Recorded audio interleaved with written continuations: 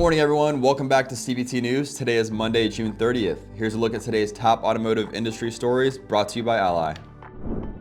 President Trump announced the immediate termination of all trade talks with Canada after the country moved forward with a new digital services tax set to take effect today. The decision rattled markets as the tax would impose a 3% levy on digital revenues from major tech firms like Meta and Alphabet, prompting concerns of U.S. retaliation. Senate Republicans released a revised tax bill on Friday that would end the $7,500 EV credit for new and used vehicles by September 30th, accelerating the timeline from the earlier version, which phased out credits more gradually. The bill would also ease fuel economy penalties and offer a tax break on U.S.-made vehicle loans.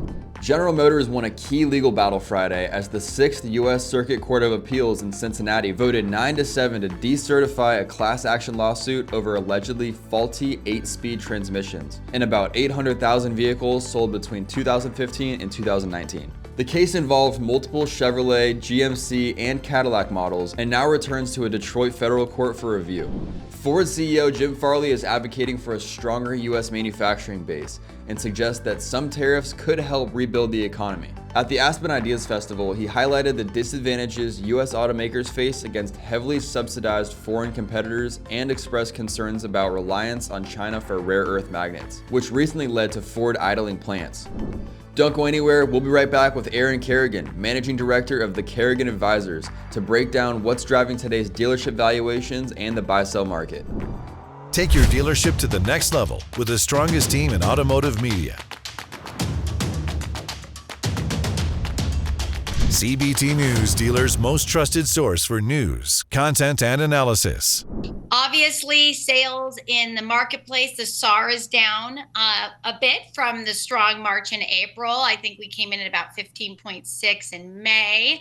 And it looks like June will also likewise be down. So, of course, we always like to see new car sales growing and not slowing. We all know what's driving that. I think there's a little bit of uncertainty in the market from the consumer side. Sure. Inventories tightening, vehicle affordability is certainly a challenge. However, when I speak to dealers, they do seem optimistic all in all for the year. I think that grosses are holding up nicely, and that's certainly a positive for profitability. So we do see profitability remaining nice and steady, definitely not falling off a cliff. Okay. How did inventory, or I should say, how much did inventory tighten last month, given the March and April sales rush and delayed vehicle shipments, given the tariffs?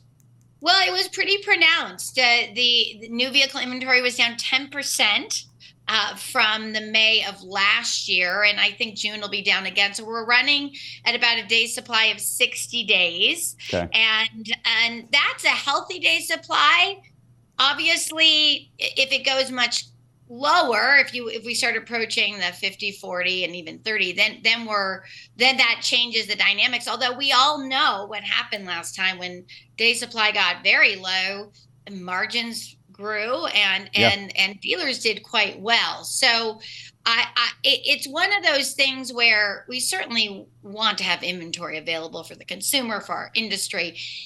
It's not all bad when inventories do shrink. I think right. that the scarcity creates some demand just naturally in consumers. I think finished vehicle shipping declined 9% May over May, so year over year. So that certainly is an indication that the inventory situation is driven by the tariff situation. Mm-hmm. And be sure to watch the rest of this interview in its entirety right here at cbtnews.com. Well, that wraps up our show for today, but join us again here tomorrow morning on cbtnews.com.